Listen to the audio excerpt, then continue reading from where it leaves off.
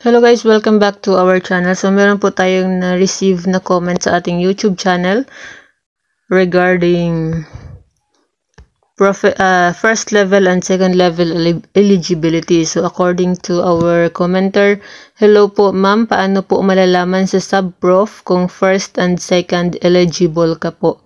Kasi sa mga job description po sa government, ganito po, sub-prof, first level eligibility. So, ayan. Ito po yung pag-uusapan natin sa video nito. Paano malalaman kung anong level ng eligibility mo sa civil service exam? So, yun pong question kanina sa ating comment sa YouTube channel po natin. Medyo nalito lang po si ate dahil sinusulat po kasi yung ganito, sub-prof. Ganito po yung pagkakasulat sa requirements or qualification kapag naghahanap ka ng, later ipapakita ko po sa inyo. So, ayan, sub-prof, first level. So, nalito po si ate dahil akala niya po yung sub-prof ay merong different types of level. Kaya nagtatanong po siya kung paano po malalaman kung anong klase ng sub-prof yung level mo. So, actually guys, yung sub-prof po ay yun po yung tinatawag na first level of eligibility. While yung professional level, yung prof level, yun po yung tinatawag na second level of eligibility. Kaya siya sinusulat na ganito. So, ibig sabihin yan, sub-prof level or first level, tapos professional level or second level.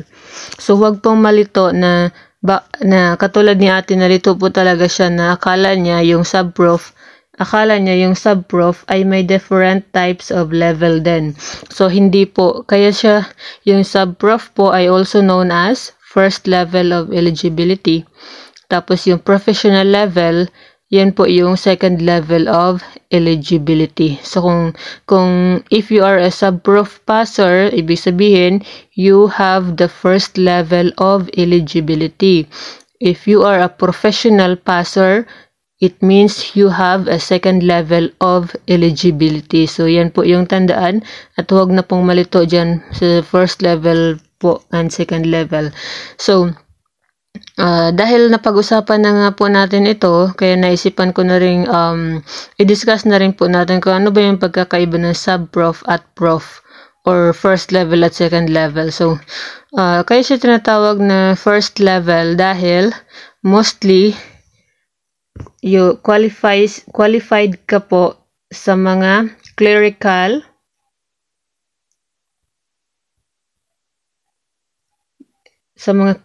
works. So, mamaya ipapakita natin kung ano yung mga clerical works or maghanap tayo dun po ng mga job openings sa government kung ano yung mga example ng position na applicable yung or naghahanap ng sub-prof level lamang at kung ano naman yung mga position na naghahanap ng professional level or yung second level para mas ma-differentiate nyo po yung pagkakaiba ng sub-prof at prof. So, yung sub-professional kadalasan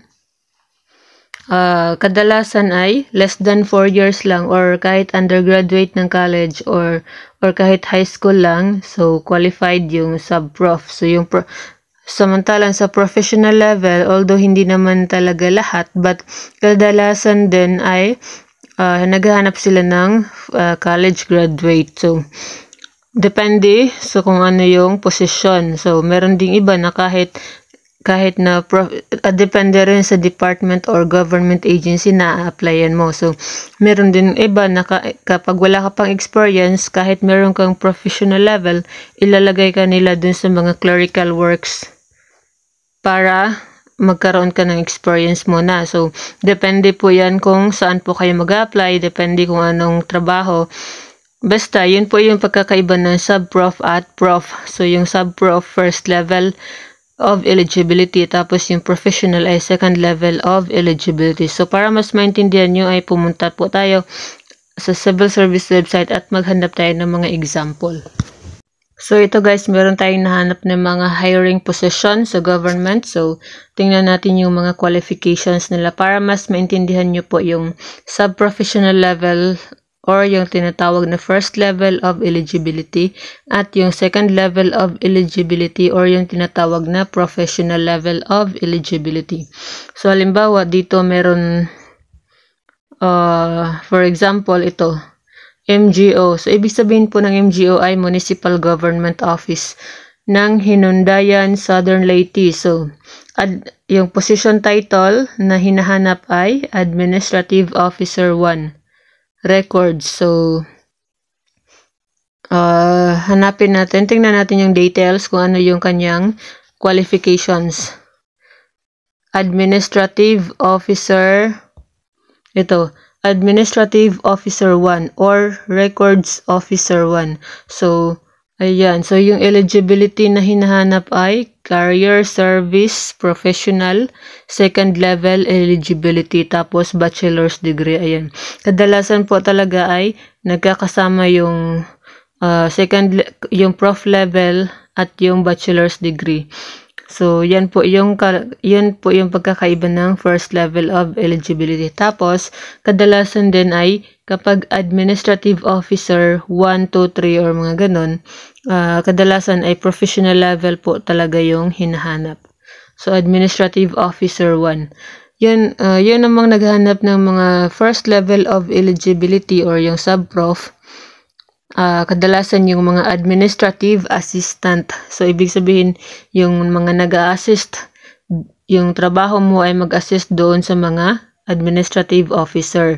Kaya, tumatanggap sila ng sub-professional level passer or first level of eligibility. So, yun yung pagkakaiba. Yun yung isa sa mga example ng trabaho ng mga sub-prof level or first level of eligibility.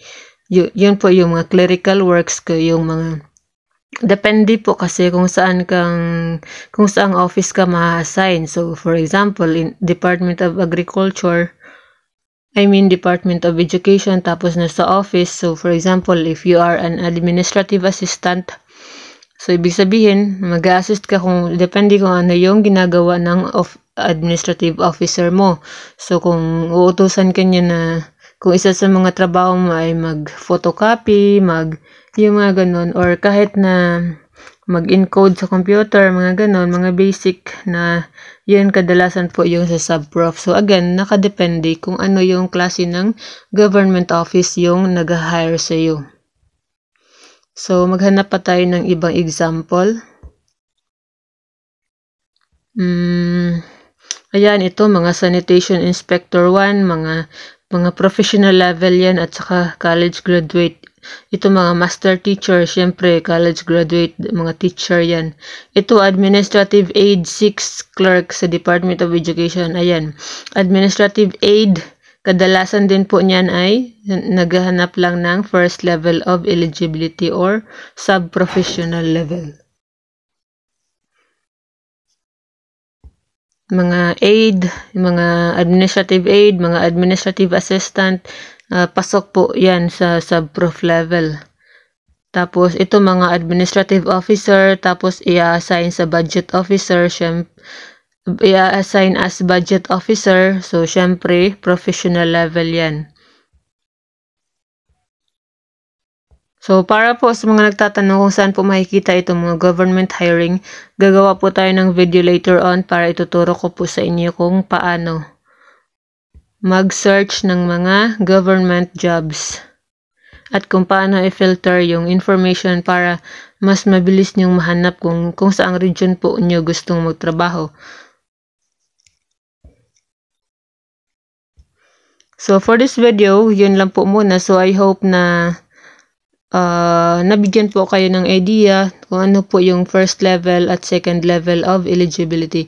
And always pong tandaan na huwag pong malito na dahil yung sub-prof ay also known as first level of eligibility lang po talaga yun. Wala na pong iba.